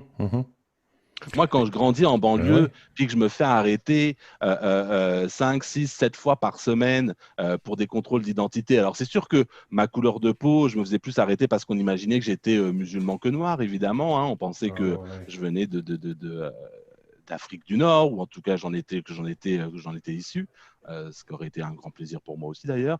Mais donc voilà, je veux dire, j'étais l'arabe. Combien de fois j'ai entendu mon père se faire traiter de bougnoul en France, qui est extrêmement péjoratif et dégradant et violent. Donc, je veux dire, cette question-là, moi, j'ai pas le choix que de m'y adresser. Ce que tu dis là, comme je te dis, c'est cette question du privilègement, c'est-à-dire de ne pas avoir à s'adresser à ces questions-là. Et en même temps, aujourd'hui, en effet, ce que j'aime dans la façon dont tu poses ta question, puis le fait que tu oses la poser, c'est que je crois qu'aujourd'hui, même les Blancs n'ont plus le choix, en tous les cas pour ceux qui souhaitent avoir une société plus juste, plus équitable, plus inclusive, plus faite de l'autre, ne serait-ce que dans l'accueil, que de s'adresser à cette question de finalement, c'est quoi être blanc? Puis elle est hyper confrontante parce que si je pense au Québec, puis particulièrement aux gens des régions au Québec ou même dans les villes, les Québécois ont vécu énormément de pauvreté, ont vécu aussi la question coloniale, ont vécu l'oppression de l'Église, donc ils s'identifient comme, je dirais pas des victimes, mais un peuple opprimé. Donc comment faire vivre ou réaliser le privilège blanc tout en faisant cohabiter avec ça, l'identité d'un peuple opprimé. C'est ce que je trouve hyper complexe ici. Puis j'ai comme l'intuition que ça doit venir de l'intérieur. On doit avoir cette réflexion-là ici et qu'elle n'est pas faite parce que c'est hyper rebutant de dire qu'on a des privilèges. Mais j'ai beau, moi, avoir été élevé dans une famille pauvre. Ben, pauvre, pas tellement. Voilà, tu sais. Déjà, la pauvreté, on n'a pas les mêmes repères. Mais je veux dire, moi, quand j'ai passé des entrevues, c'était facile, là, tu sais. tu sais, j'ai pas d'handicap. J'allais dire, je suis beau bonhomme. Mais, Ben tu sais, oui. mais, tu sais, il y a ça, je suis blanc, je m'exprime bien aussi. Tu sais, justement, j'ai voyagé, j'ai une certaine éducation. Donc, ça a été quand même assez facile pour moi. Puis cette facilité-là, elle a forgé une part de mon identité aussi, tu sais, où quand on parle de privilège, il y a celui de, ben, tout m'est dû, tu sais, et que je vois autour de moi beaucoup, tout m'est dû. Mes droits, tu sais, ma liberté, on l'entend, hein, ces temps-ci, c'est dans le discours et puis, ce qu'on voit émerger ces temps-ci, justement, pour moi, ça reflète un mal-être identitaire Mhm. profond auquel j'aimerais bien m'adresser, mais je ne sais pas encore comment, puis par quelle porte. En tout cas, je vous remercie de me permettre aujourd'hui, parce que c'est le premier podcast dans lequel j'aborde mes propres questions de recherche. Alors, c'est super. Merci de me recevoir là-dedans. Je pensais pas aujourd'hui faire mon coming out de privilégié.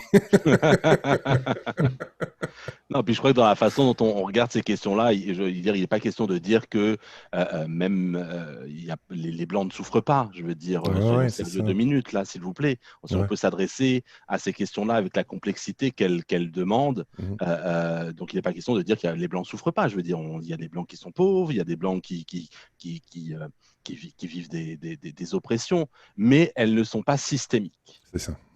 C'est Mhm. ça. Elle ne s'adapte pas. Ça ne veut pas dire que Ouais. je peux tout à fait entendre, Patrick, que pour toi, tu arrives d'une famille pauvre et puis que tu as eu des obstacles à traverser, qu'il y a eu des choses qui sont rough dans ta vie. On peut tous traverser, on a tous à traverser notre lot Mhm. là-dedans, mais elles ne sont pas systémiques. C'est-à-dire Mhm. qu'elles ne sont pas organisées depuis des Mhm. siècles et des siècles Mhm. comme quelque chose qui est perpétué et qui Mhm. fait partie intégrante d'un Ouais. système. Ouais. euh, Tout à là- fait. C'est là peut-être la grande différence. Puis je vais juste rectifier pour ma maman qui écoute, là. Je, je suis pas issu d'une famille pauvre. J'ai vécu de la pauvreté une fois que j'ai quitté le nid. Une fois que je suis Mhm. parti de la maison, j'ai vécu de la grande pauvreté pendant les premières années. J'ai survécu en jouant de la musique dans le métro de Montréal. En fait, tu sais, je veux dire, fait que j'ai vécu ça. Donc, j'ai comme, c'est peut-être à ce moment-là que j'ai été sensibilisé à ça, à cet écart-là, tu sais, à cet écart-là, parce que malgré que j'étais pauvre, malgré que j'étais dans une grande pauvreté, j'avais énormément de ressources autour de moi. Mhm. Donc, il y avait quelque chose en moi qui se disait, tu mourras pas de faim, là, tu sais, Mhm. si vraiment t'es mal pris, t'as des gens chez qui tu peux aller, t'as ton réseau, t'as ta famille, puis oui, je le sais que quand je vais avoir besoin d'un job, ce que j'ai fait par la suite, je vais être hyper performant en entrevue, puis ça va bien se passer. Puis c'est ce qui s'est passé d'ailleurs. Puis j'ai jamais par la suite eu de problème financier grave, disons. Tu sais, j'ai jamais Mhm. été riche, mais j'ai jamais eu de problème très grave structurel. Puis ce racisme systémique-là, il y a quelques années, je n'étais même pas capable d'entendre ce mot-là. Puis je pense que ça a fait son chemin et c'est en train de faire son chemin au Québec. Tu sais, je me disais, comme beaucoup de Québécois, ben, on est une société accueillante. Oui, oui, mais pas tant que ça. Tu sais, parce que nos institutions, puis ça revient un peu à ce que Clancy, tu disais, tu sais, par rapport Mhm. à la polarité entre une politique gouvernementale et la réalité d'accueil dans le milieu, comment on adapte nos services, comment à l'UQAR, puis pour le marché du travail aussi. Tu sais. Donc, entre ces deux pôles-là, entre vouloir accueillir, puis par la suite vouloir intégrer, mais dans le sens intégrer, pas d'assimiler, là, c'est vraiment d'intégrer. Il y a vraiment un écart important. Mhm. Puis là, je vais Tu laisser vois, Clancy répondre là-dessus, là, mais puis là, je veux juste resituer ça, c'est que là, on parle de personnes qui ont, entre guillemets, les moyens de pouvoir venir immigrer Mm. au Mhm. Québec. Il y a la majeure partie, la plus grande immigration, elle se fait dans le sud déjà pour commencer. Donc Ouais. on parle d'une infime partie de l'immigration Mm. et on parle de gens pour avoir immigré aussi qui doivent avoir un minimum de moyens pour pouvoir y arriver. Hein, on ne parle pas de ceux qu'on comprend pas, qu'on n'accepte pas, ou Mhm. de la situation Mhm. des réfugiés, ou des Mhm. choses comme ça qui est encore plus complexe là. Mhm. Mhm. c'est clair. Un petit mot, Clancy? Moi aussi, je suis très très reconnaissant que tu poses la question comme tu la poses, Pat, parce que je trouve que ce sont des enjeux sociaux auxquels il faut qu'on s'adresse vite, Mm. vu ce qui est en train de se passer. Puis je trouve que c'est une question qui traverse depuis le plus intime jusqu'à poser la question de quelle société je veux, comme il disait Cyril. sais, je suis Mm, full avec toi, moi aussi, je suis dans ce processus-là, tu sais, je vous racontais un peu mon parcours. mm, Je continue à être pris d'une forme de culpabilité mm, de, de, euh, de pouvoir être embauché facilement, de pas me faire suivre dans un magasin parce que j'aurais l'air d'un délinquant, mm, de mm, me faire répondre oui monsieur, bien sûr, ce service est disponible. Parce que moi, tu vois, je crois que le plus important à faire ce job-là, tu sais, discutais avec Jeanne-Marie de cette chose-là. Hein. Tu sais, il y a la question de quand tu es racisé, c'est à quel moment de ma vie j'ai compris que j'étais noir. mm, mm. C'est une question, comme tu disais, Cyril, tu sais, j'entends full là, que c'est une question que de toute façon, tu es obligé de te la poser parce que au moins c'est une clé de compréhension de comment ça se fait que tu galères partout où tu mets les pieds. Oui, oui, c'est ça, ouais. Puis je pense que moi, la question aussi de quand est-ce que j'ai compris que j'étais blanc, Ouais. je pense qu'elle est nécessaire à creuser Ben oui. pour savoir, finalement, quand je pose la question, ça veut dire que, comment dire, j'aime ça là, avec Cyril, j'ai découvert un auteur que j'adore là qui s'appelle Édouard Louis. Puis il disait un truc que je trouve ça complètement hallucinant. Il parlait de l'exclusion, puis il retournait totalement la question. Il disait, Mm, mais c'est pas les pauvres qui sont exclus, c'est pas les marginalisés qui sont exclus. Il dit, les personnes, l'exclusion, c'est un privilège. Il dit, c'est quand tu as suffisamment les moyens de pouvoir t'exclure des effets directs des politiques de plus en plus délétères. Tu sais, quand on change de régime social à un régime d'aide, et puis qu'il y a des personnes qui, pour vrai, dans la vie de tous les jours, ça leur enlève un repas ou deux par semaine, mm. ceux qui sont exclus, c'est ceux qui en ont rien à faire C'est de ce ça. genre de choix. Puis C'est c'est ça, souvent eux ouais. qui les font. Oui. C'est comme la roue dharmique du paternalisme, là. Tu sais? C'est ça. Puis tu vois, pour moi, c'est ça, c'est une question, c'est est-ce que je peux avoir le courage et l'honnêteté, au-delà de cette culpabilité, commencer à lever la tête, puis de Ouais, voir la profondeur de cette question et de voir, ouais, attends, mais c'est quoi ma position dans ce système actuellement? ouais. Si en arrière-fond, comme tu disais, Cyril, là, je veux quelque chose de plus juste. Ah, ah. Je pense, moi, que c'est très difficile de passer ce premier voile parce que c'est une découverte infinie de l'injustice qui existe. Mm, C'est ici, là, pour moi, la première des injustices qui est hyper difficile à regarder, c'est je lève un petit peu comme ça, je regarde, puis tout de suite, la première question fait, mais comment ça se fait que les personnes qu'on appelle autochtones sont encore coincées dans des réserves, vivent encore ces conditions-là? Comment ça se fait que la loi ben sur oui, les Indiens existe encore? ben oui, Comment ça se fait qu'ils ont presque pas de pouvoir ben oui. législatif? Ouais, Comment ça se fait que, puis comment ça se fait que? ouais. Puis moi, cette question-là, elle a commencé, tu sais, du privilège blanc, elle a commencé justement au contact des Premières Nations en 2013, quand j'ai fait un voyage sur la Côte-Nord. Je suis allé dans toutes les communautés de la Côte-Nord, puis que finalement, c'est en Mauricie, chez les Atikamekw, à Manoan, chez qui j'ai fait un projet de collaboration. Et ça a émergé, mais dans une forme de culpabilité, là, vraiment, vraiment, vraiment intense. Mm. Et c'est les Premières Nations eux-mêmes qui m'ont interpellé dans cette culpabilité-là, à dire, tu n'as pas à être coupable pour ce qui a été fait, mais tu es responsable pour ce qui est fait aujourd'hui. Et ça, Mm.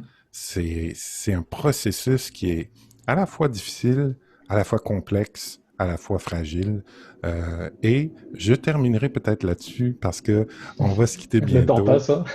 Euh, j'ai la conviction qu'il y a des gens qui vont écouter la question que je vous ai posée et que je vais être interpellé par la suite par rapport à ça. Mais je m'engage publiquement à l'investir parce que je trouve que c'est Mm. important. Parce que je trouve que si j'investis la question de mon rapport à moi et de mon rapport au monde, je peux pas passer à côté de cette question-là. Puis je vous remercie de m'avoir amené tranquillement durant ce podcast-là à revenir dans ce questionnement-là qui veut fuir, hein, qui veut fuir de lui-même parce que c'est hyper complexe et il y a une partie de souffrance là-dedans aussi. Hein. Voilà, mais peut-être qu'on peut se quitter sur une note qui nous amène vers l'avenir. Vous travaillez sur quoi? C'est quoi les projets? Ben là, on le sait, Cyril a commencé un doctorat. C'est magnifique. Tu sais, on sait à la fin du podcast que Cyril nous parle depuis Paris. J'avais pas deviné ça. J'étais convaincu que tu étais encore à Rimouski. Non, non, je suis encore à Rimouski. C'est une question de semaines pour que j'arrive à Paris. Mais Ah, voilà, à voilà, ok. aujourd'hui, avec tout ce qui se passe avec la Covid, évidemment, on peut tout faire par Zoom. Donc, ça Oui. n'empêche pas de commencer les choses. Oui, oui, oui, oui, voilà. OK. Et puis toi, Clancy, de ton côté, ben là, t'as commencé à enseigner, officiellement professeur à l'Université du Québec à Rimouski. Comment ça se passe, l'adaptation? Tu me disais avant qu'on soit en podcast que tu travailles à peine, que c'est relax, que tu as 4 jours de Oui, congé oui. par semaine. Tout le monde sait que c'est ça être prof à l'université, là. Hein? Oui, c'est ça. Non, non, c'est beaucoup d'adaptation. Puis en fait, je pense que c'est surtout, tu vois, toutes les questions dont on a parlé dans ce podcast. Ouais. Moi, je pense que j'ai un défaut qui peut être une qualité aussi, comme Ah, on fait dans une entrevue, là.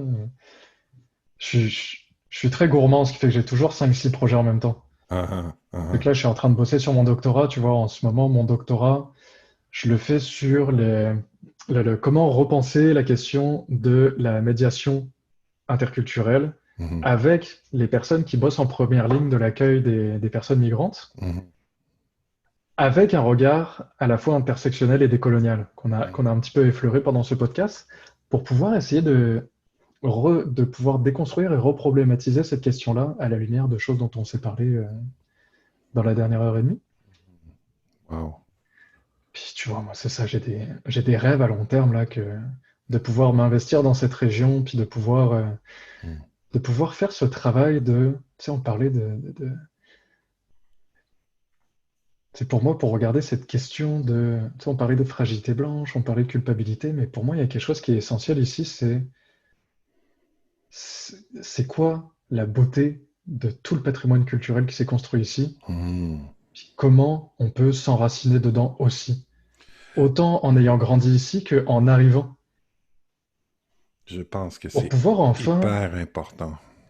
tu vois, moi, il y a une question qui me fait tout le temps halluciner, tu sais, je travaille beaucoup au contact, presque en médiation tout le temps entre des gens d'ici puis des gens qui viennent d'arriver. Mhm. Puis souvent, la question qui ressort fait, mais finalement, c'est quoi être québécois? Ouais, c'est ça. Hey, les gens.